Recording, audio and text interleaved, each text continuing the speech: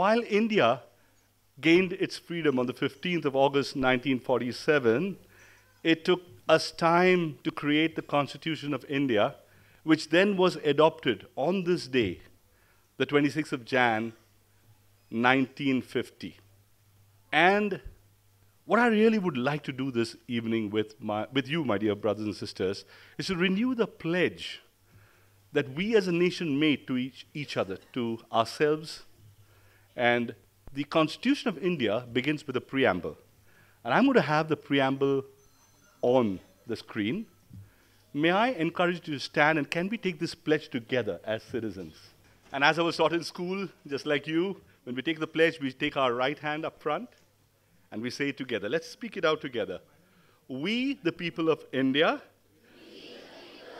and you can say it with me, have solemnly resolved to constitute India into a sovereign, socialist, secular, democratic republic, and to secure to all its citizens justice, social, economic, and political, liberty on thought, expression, belief, faith, and worship, equality of status and of opportunity, and to promote among them all fraternity, assuring the dignity of the individual and the unity and integrity of the nation.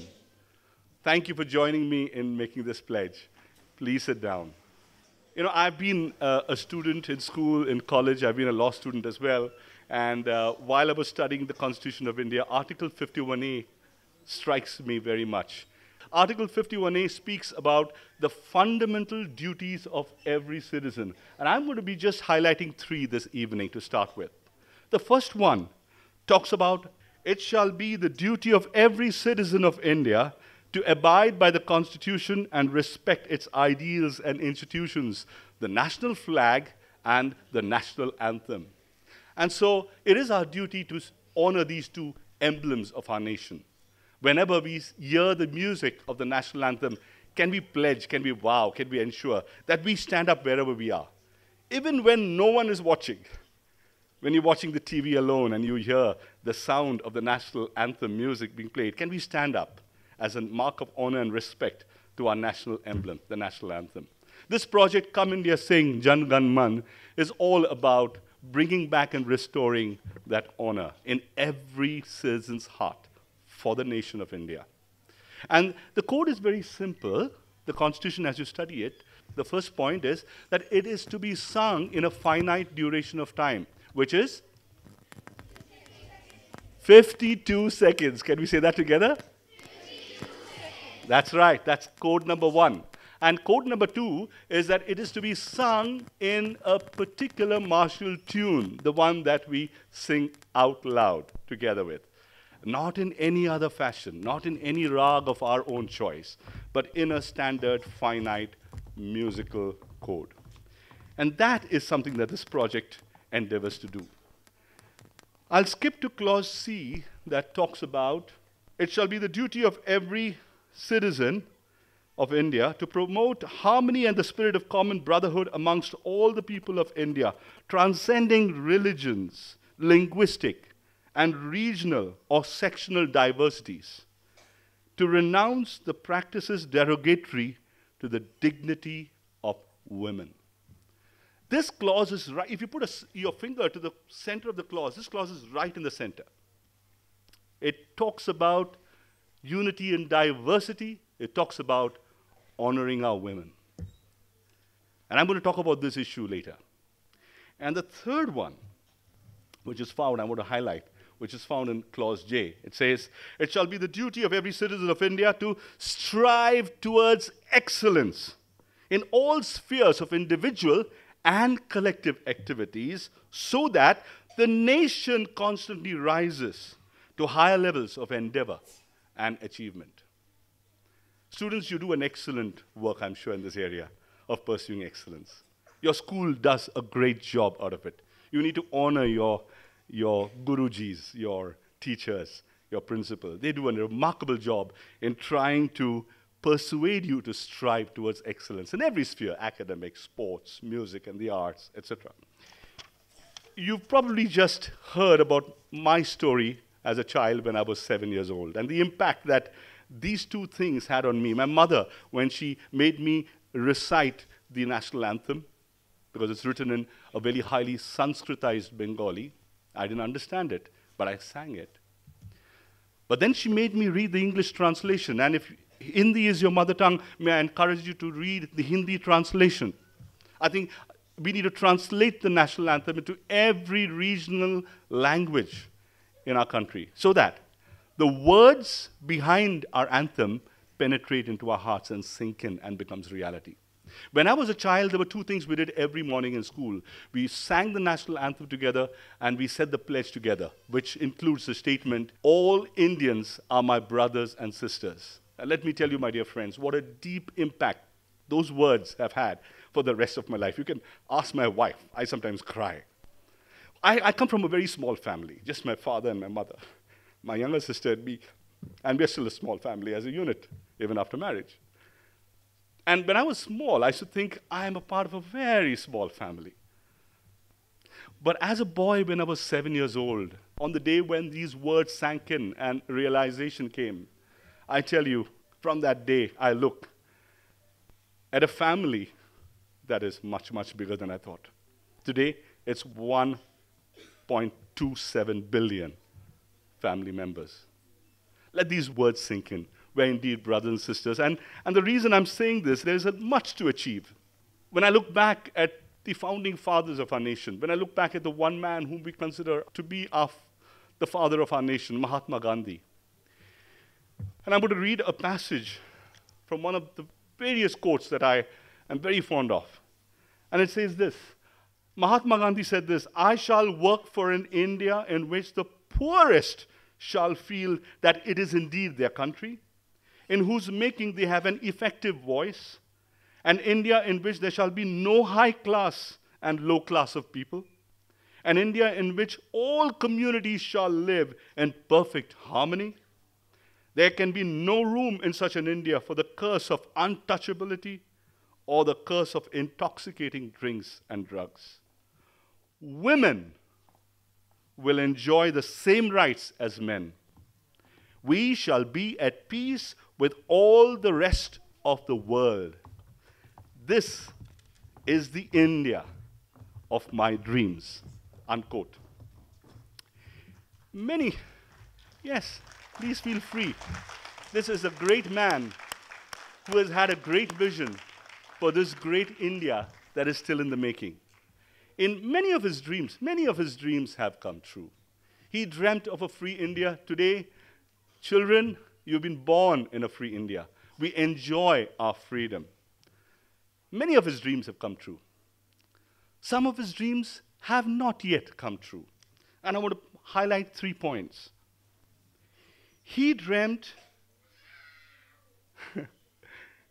he was very concerned about the poor. He dreamt of an India where the poorest feel proud of this country. They feel that this is their country. You know, there is progress being made, but there's a lot more to be made. But I just want to share the thrill that I have. I must share this with you. I'm an ex-banker, so you don't know how much this thrills me, what I'm seeing over the last. There's a change happening in our country. And in the last 7 months, I was so proud of this one achievement that our Honorable Prime Minister has initiated, Shri Narendra Modi ji. As a banker, I have told all my employees throughout my lifetime, open a bank account.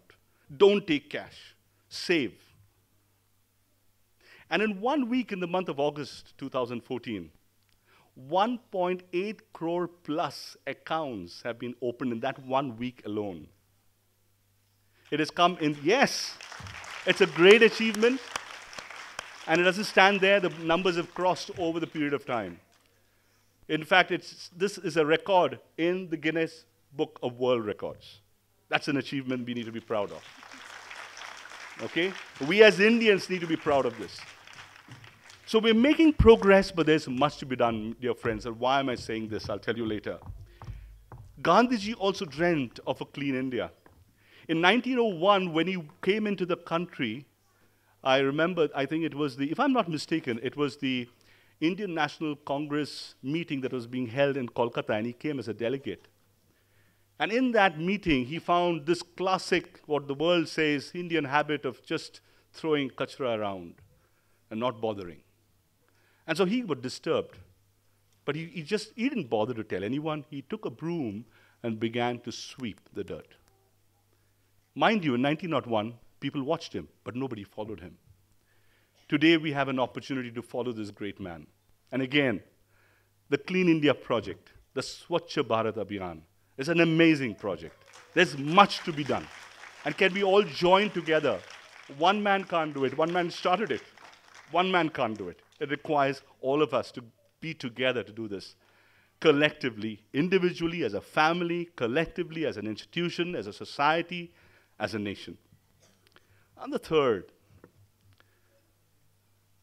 women. He dreamt of an India where women enjoy the same rights as men.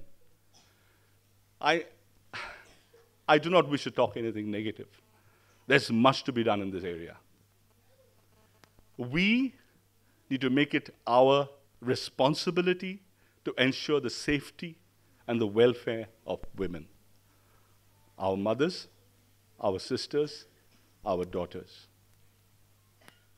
And there's another project.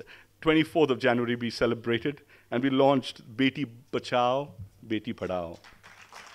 Can we ensure that if we find a single girl child not studying, can we ensure we do our best to integrate her into the mainstream of life in India? I have a dream. When I look at the young people, there's so much to be achieved. I have a dream. Not just a dream, I have a hope. Because it is this generation that is young that will help achieve this objective of our great leaders. I want to address the young people when I'm saying this. When you hear the word 60 or 65 or 66 or 67, in your mind you have a mental picture of an old man or an old woman. Am I right? Yeah? Frankly, when I was a child, I thought so too. Okay? Gray hair. Well, let me just tell you. India is young. And let me define this. As per the definition of the United Nations, young or youth is the number or age 29. Anyone who is below 29 is considered young or youth. More than 50% of our nation is below the age of 29. Not just this, but by 2020, the year 2020, it is predicted that India's average age will be 29. This is a generation that will make our India great. And I'm so proud to be in your midst. The Come India Sing project, the Come India Sing Jan Gan Man, the Come India Sing a patriotic song, the Come India Sing a folk song. When we say sing, it means dance and perform. It's a performing arts, the visual arts, the literary arts. But singing is a common denominator. I often say this in jest, but I want to say this. I believe India is a land of bathroom singers. Okay? We sing aloud in our bathroom, don't we? Yeah? Can we come out and sing more openly like you'll find on the stage this morning? Can we sing the songs that we love? The Bollywood songs, the popular songs, the folk songs. Don't ever forget our great tradition.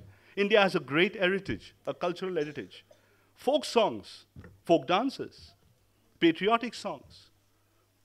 Pop and rock can come along. All sorts of songs can come along. But the one song we should try and sing and never ever forget and sing it right is our national anthem. Can we do that?